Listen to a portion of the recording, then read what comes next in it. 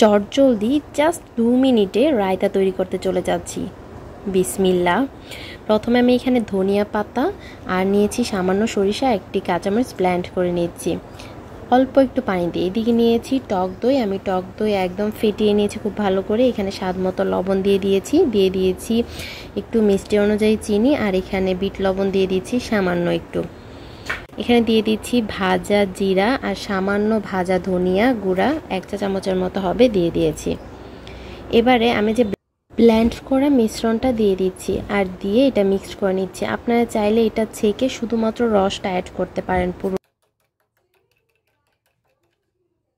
এবার ভালো করে মিক্সড করে নিচ্ছি।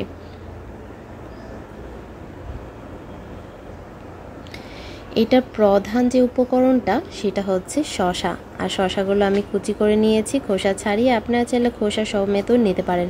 এবার ভালো করে মিক্সড করে নিচ্ছি। খুব অল্প সময়ে এই রায়তাটা তৈরি করে নেওয়া যায় আর খেতেও অসম্ভব মজার হয়।